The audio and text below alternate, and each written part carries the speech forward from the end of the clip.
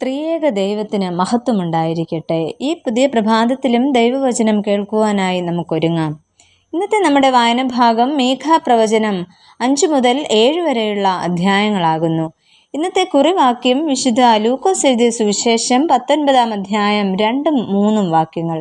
സക്കായി എന്നു പേരുള്ള ഒരു പുരുഷൻ യേശു എങ്ങനെയുള്ളവൻ എന്ന് കാണുവാൻ ശ്രമിച്ചു. യെരുശലേമിൽ ചുങ്കം പിരിവ് നടത്തിയ ധനാഢ്യനും ചുങ്കക്കാരിൽ പ്രമാണിയുമായിരുന്നു സക്കായി.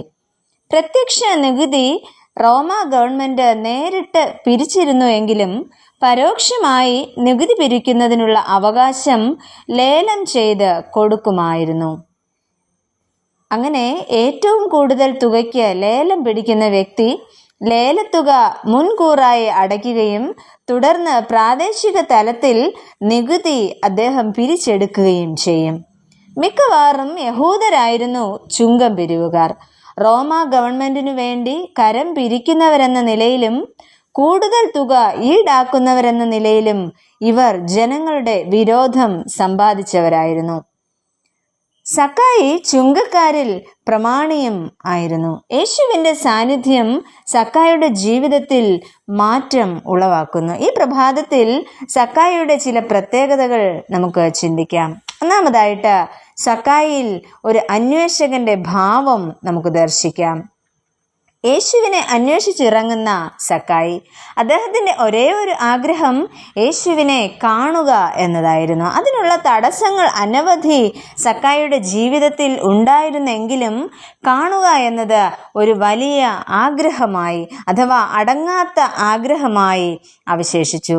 സങ്കീർത്തനങ്ങൾ 53-ന്റെ 2-ാം വാക്യത്തിലും സങ്കീർത്തനങ്ങൾ 14-ന്റെ 2-ാം വാക്യത്തിലും ഇപ്രകാരം പറയുന്നു: ദൈവത്തെ അന്വേഷിക്കുന്ന ബുദ്ധിമാൻ ഉണ്ടോ എന്ന് കാണുവാൻ ദൈവം സ്വർഗത്തിൽ നിന്ന് മനുഷ്യപുത്രന്മാരെ നോക്കുന്നു എന്ന്. സക്കായി യേശുവിനെ അന്വേഷിച്ചിറങ്ങുമ്പോൾ ഇവിടെ യേശു സക്കായിയെ കാണുവാനായിട്ട് യാത്ര ചെയ്യുന്നു. ഉൽപ്പത്തിപ്പുസ്തകം 16-ാം അധ്യായം 13-ാം വാക്യത്തിൽ എന്നെ കാണുന്നവനെ ഞാൻ ഇവിടെയും കണ്ടുവോ എന്ന് ഹാഗാർ ചോദിക്കുന്നു. പ്രിയമുള്ളവരെ, നമ്മെ കാണുന്ന ഒരു ദൈവമുണ്ട്. എന്നാൽ ഞാനും നിങ്ങളും ഈ ദൈവത്തെ കാണുവാൻ ആഗ്രഹിച്ചിട്ടുണ്ടോ? എൻ്റെ പ്രാർത്ഥനകളിൽ, എൻ്റെ തിരുവചന വായനയിൽ, എൻ്റെ ആരാധന ജീവിതത്തിൽ ഞാൻ ഈ ദൈവത്തെ കാണുവാൻ യഥാർത്ഥമായി ആഗ്രഹിച്ചിട്ടുണ്ടോ? രണ്ടാമതായിട്ട് സക്കായി തൻ്റെ സമ്പത്തായി യേശു കർത്താവിനെ കാണുന്നു. യേശുവിനെ കണ്ടു കഴിഞ്ഞ സക്കായി വഴി മാറി സഞ്ചരിക്കുന്നു. താൻ ഇത്രയും നാൾ സഞ്ചരിച്ചു വന്ന വഴി തെറ്റാണെന്ന് സക്കായിക്ക് ബോധ്യപ്പെടുന്നു. ഇപ്പോൾ സക്കായിക്ക് വഴികാട്ടിയാകുന്നത് പരിശുദ്ധാത്മാവിൻ്റെ സാന്നിധ്യമാണ്. യേശു കർത്താവിൻ്റെ സാന്നിധ്യവും പരിശുദ്ധാത്മാവിൻ്റെ നിയന്ത്രണവും സക്കായിൽ നമുക്ക് ദർശിക്കാം. അങ്ങനെ ശരിയായ ദിശയിൽ എത്തിക്കഴിഞ്ഞ സക്കായി തൻ്റെ സമ്പത്തായി യേശു കർത്താവിനെ കാണുന്നു. അപ്രകാരം യേശുവാണ് തൻ്റെ സമ്പത്ത് എന്ന് തിരിച്ചറിഞ്ഞ സക്കായിയെ യേശു കർത്താവ് അബ്രഹാമിൻ്റെ മകൻ എന്ന പദവിയിലേക്ക് ഉയർത്തുന്നു.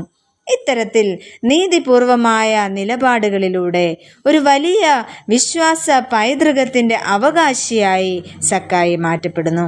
പ്രിയമുള്ളവരെ, സക്കായിയെപ്പോലെ ഇത്തരത്തിലെ ധീരമായ നിലപാടുകൾ ജീവിതത്തിൽ സ്വീകരിക്കുവാൻ ദൈവം തമ്പുരാൻ നമ്മെ ഓരോരുത്തരെയും സഹായിക്കുമാറാകട്ടെ.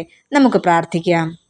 പ്രിയ കർത്താവേ, അങ്ങയെ അന്വേഷിക്കുവാനും അങ്ങയെ കണ്ടെത്തുവാനും ഞങ്ങളുടെ ജീവിതത്തിൻ്റെ സമ്പത്തായി അങ്ങയെ സ്വീകരിക്കുവാനും ഞങ്ങളെ സഹായിക്കണമേ. ആമേൻ.